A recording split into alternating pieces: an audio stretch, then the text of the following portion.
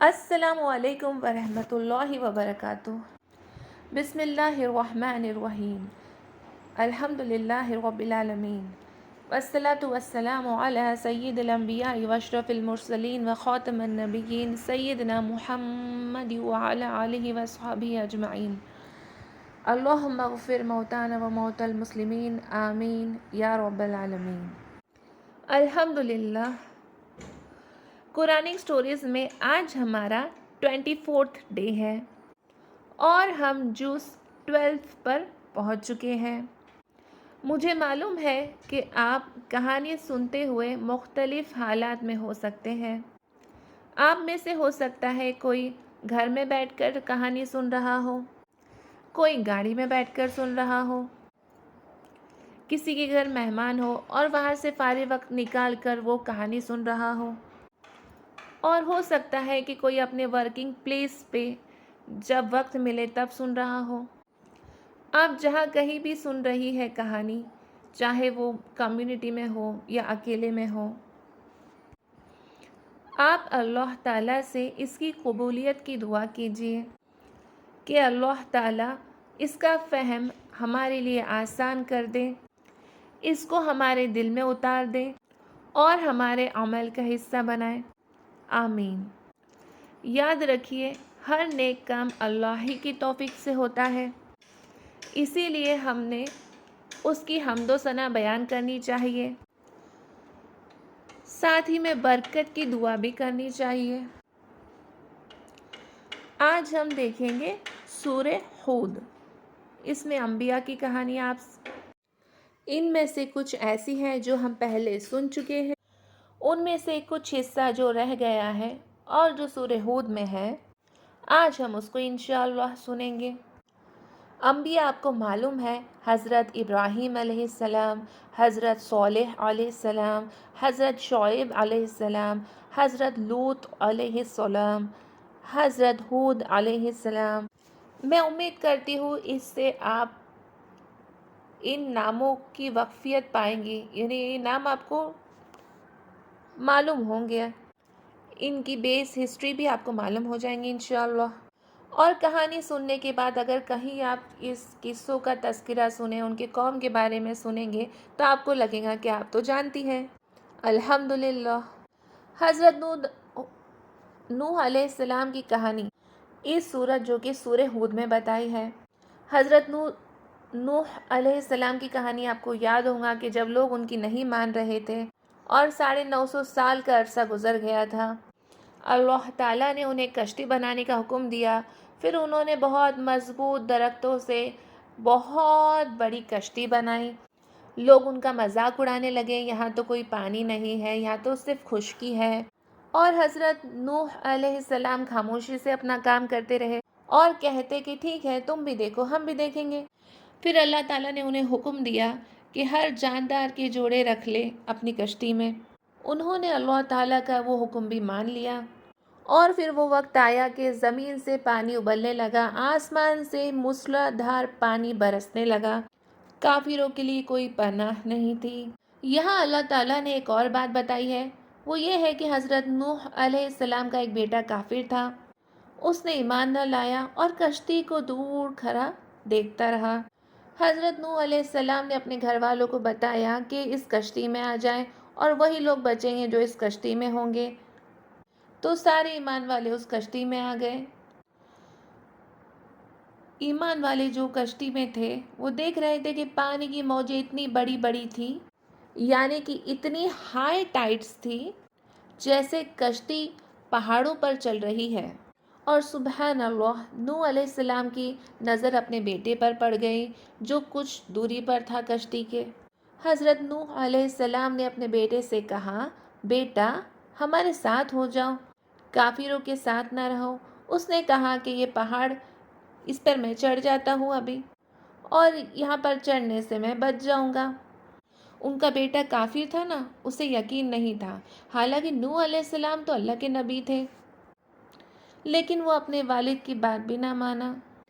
حضرت نوح علیہ السلام نے کہا کہ اللہ کے رحم کے علاوہ آج کوئی چیز کسی کو بچا نہیں سکتی، ابھی وہ بات کر ہی رہے تھے کہ ایک موج ان دونوں کے درمیان میں آ گئی اور ان کا بیٹا جو کہ کافر تھا وہ پانی میں ڈوب گیا۔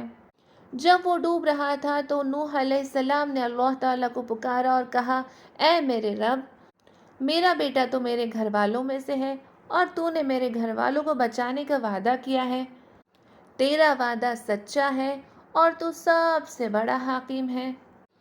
اللہ تعالیٰ نے فرمایا، اے نوح، آپ کا بیٹا آپ کے گھر والوں میں سے نہیں ہے، وہ تو ایک بگڑا ہوا شخص ہے، اس لیے جس کی حقیقت آپ کو معلوم نہیں اس کے لیے آپ درخواست نہ کیجیے اور نادان نہ بنے۔ ایسا نہ ہو کہ آپ کوئی ایسی بات کہے کہ جس سے اللہ آپ سے ناراض ہو جائے۔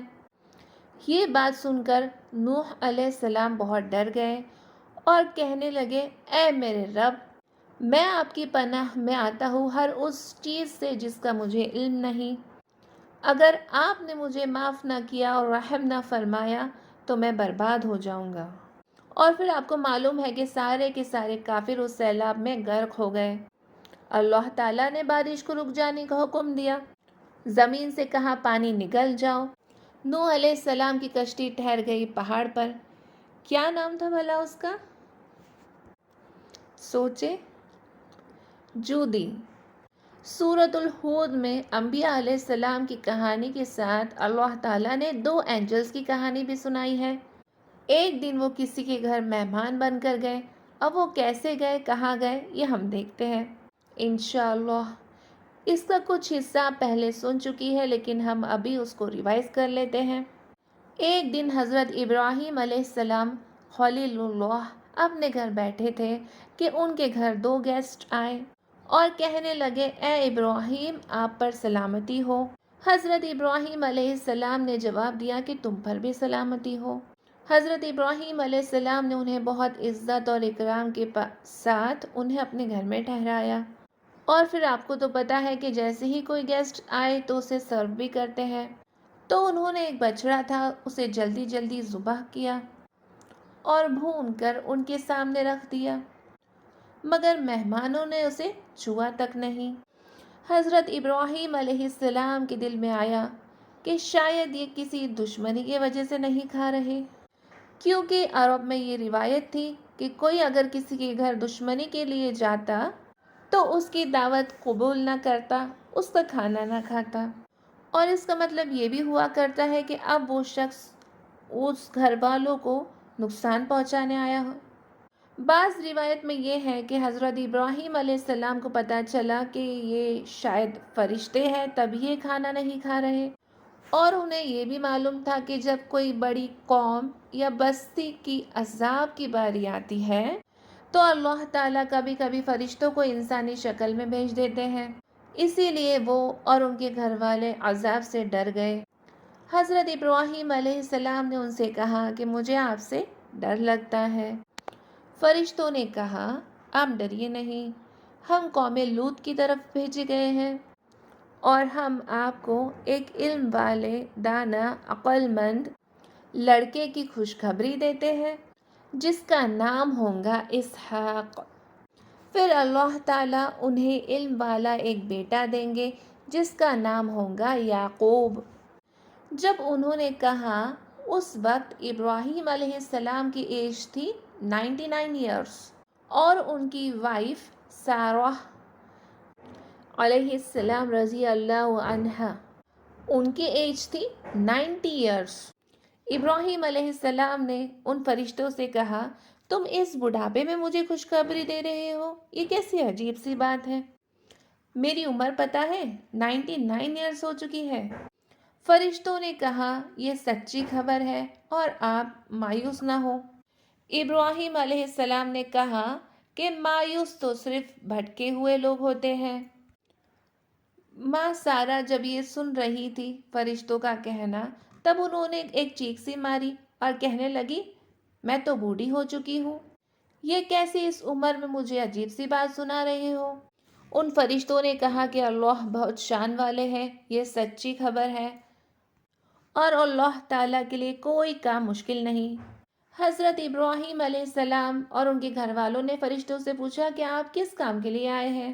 انہوں نے بتایا کہ ہم جا رہے ہیں صدوم۔ صدوم کے لوگ اللہ تعالیٰ کی نافرمانی میں حد سے زیادہ بڑھ گئے ہیں اور وہ اللہ کی بہت نافرمانی کرتے ہیں، اللہ کی بات نہیں مانتے اور اپنے ضد پر پڑے ہوئے ہیں، ایک دم اڑے ہوئے ہیں۔ ابراہیم علیہ السلام نے کہا کہ وہاں تو لوط علیہ السلام بھی ہے۔ انہوں نے کہا کہ اللہ تعالیٰ لوط علیہ السلام اور نیک لوگوں کو سوائے ان کی بیوی جو ان کے پیچھے رہی ہوں گی، ان سب کو نجات دے دیں گے۔ ابراہیم علیہ السلام آپ کو پہلے بھی بتایا تھا کہ بہت حلیم طبیعت کے تھے، نرم دل تھے۔ کہنے لگے انہیں اور مہلت مل جانی چاہیے، لیکن فرشتوں نے کہا کہ اب اللہ تعالیٰ کا فیصلہ آ چکا ہے۔ اس طرح فرشتوں نے لوط علیہ السلام ایمان والے اور ان کے گھر والے سوائے ان کی بیوی کے ان سب کو اس صدوم کی بستی سے نکالا اور وہ بستی تباہ ہو گئی۔ تو یہ تھے ان کہانیوں کے کچھ حصے جو سورۃ الہود میں اللہ تعالیٰ نے ہمیں بتایا ہے۔ اس سے ہمیں بہت سارے فائدے اور لیسنس ملتے ہیں۔ ہم دیکھتے جائیں تو ریوائز کرنے پر ہمیں بہت ساری چیزیں ملیں گی۔ سب سے پہلے نوح علیہ السلام کا بیٹا ظاہری اسباب پہ بلیو کر رہا تھا، یہ پہاڑی ہے، یہ پہاڑ ہے، اس پہ چڑھ جاؤں گا، بچ جاؤں گا۔ یاد رکھیے کہ اللہ کی بات پائیدار ہے، جو اسباب ہم لوگ دیکھ رہے ہیں وہ ضروری نہیں پائیدار ہو۔